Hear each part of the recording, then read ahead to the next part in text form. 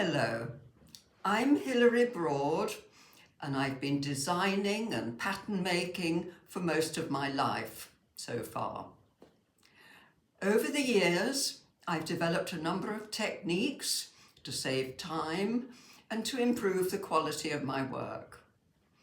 Today, I'm going to show you how to paint a silk scarf in the colours of your choice and hopefully wear it with pride. We'll see. So I start with a plain white silk scarf, which has been pre-hemmed and which I have wetted and ironed to give a perfect surface. And I fold it in half lengthwise and half again, which gives me 4 layers of fabric. So here are my 4 layers of fabric, and I'm going to try and remember which are the sides and which are the ends. So I'm going to introduce some more folds. First in half and half again and again, and maybe half again, if I dare. Then I'm going to capture these latest folds by immersing the scarf in dilute vinegar. Plus, I add some more folds in the other direction.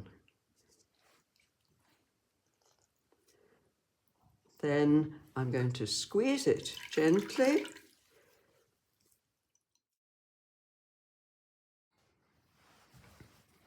and transfer to a sheet of black polythene. And then I'm going to unfold my scarf back to the 4 layers. And we're remembering which are the ends and which are the sides of our scarf.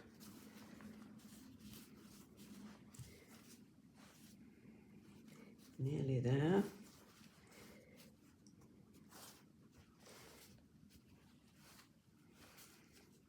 And you'll see we've got all those lovely creases, lines to help us with the next stage.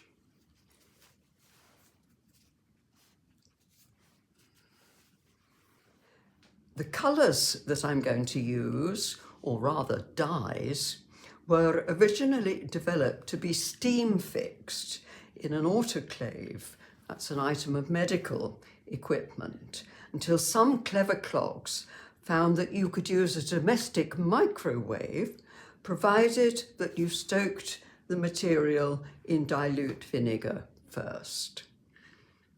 I've restricted the number of colours to 3, so that's deep grey, turquoise and emerald, and they happen to be some Marabou, now obsolete, and some DuPont.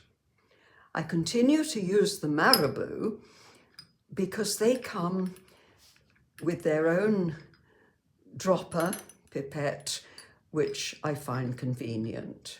But you could equally well use a large watercolour brush. So I've unfolded the scarf back to the 4 layers, but I've retained all those lovely lines running lengthwise and across.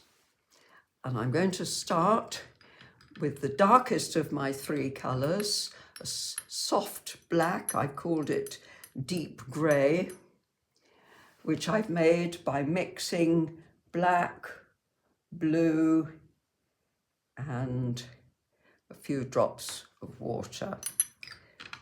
And I drizzle this colour along the main lines. So the edges,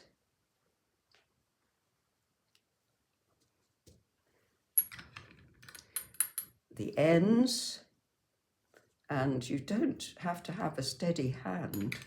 As my younger brother famously said as he sprinkled salt on his dinner, I only have to hold my hand still.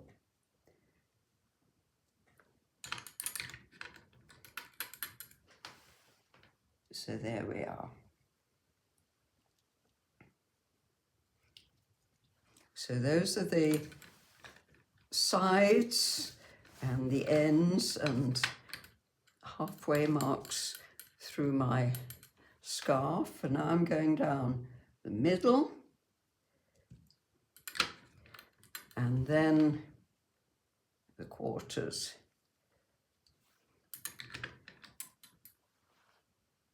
And you'll see how the paint dye seeps along any creases, any folds, marks. And that's the bit I find magic.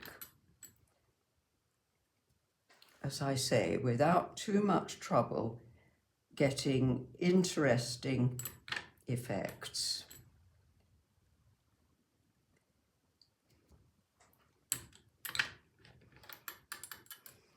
And so that's my main framework in my darkest colour.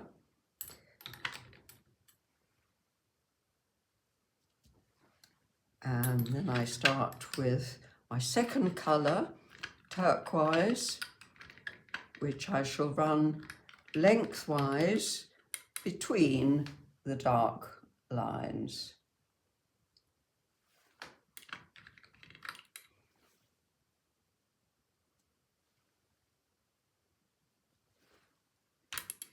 But again, we've got some convenient folds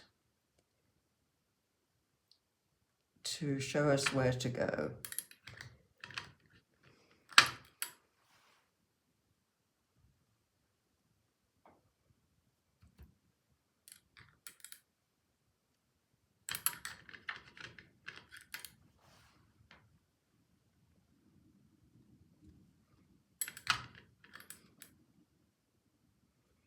So that's colour number 2, and then we're going to take colour number 3 across. So this is across the width of the scarf to form an irregular check pattern.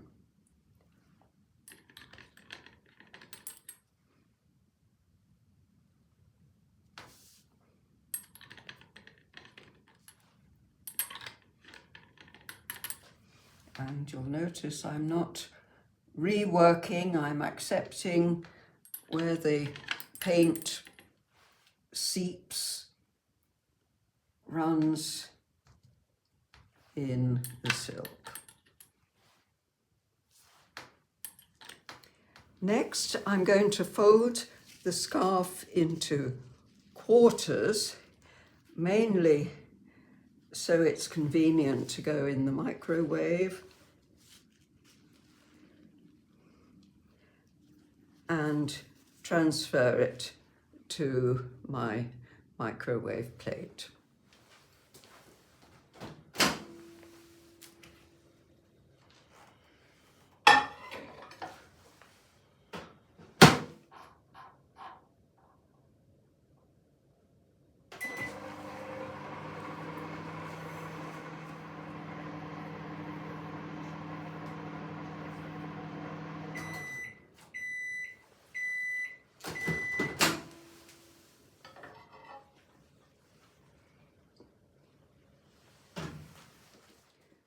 So that's been in the microwave for 4 minutes, and we're going to transfer it to clean water to wash away the vinegar and any excess dye, which there isn't any, and then transfer to fabric conditioner.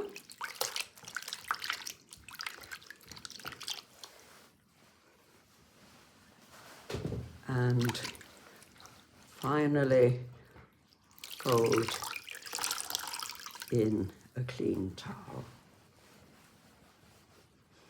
ready to iron. So we folded it in a clean towel, and now we're going to iron it from damp to dry. And I actually try to avoid ironing the hem, which is rolled, but you may be able to tell I am a bit of a fusspot.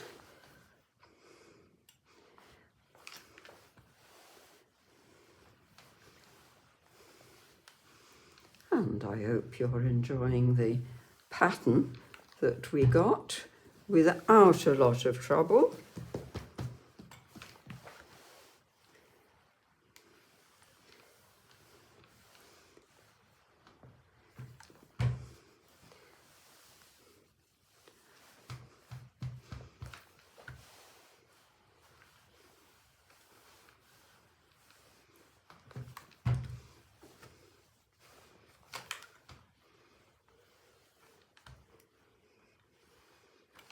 And now we're ready to wear with pride. And as I say, wear with pride.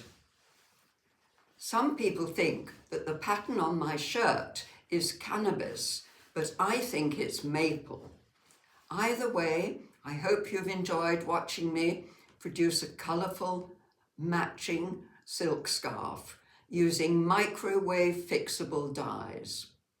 I would like to thank my friend Julie for technical support throughout, and hope to see you again soon.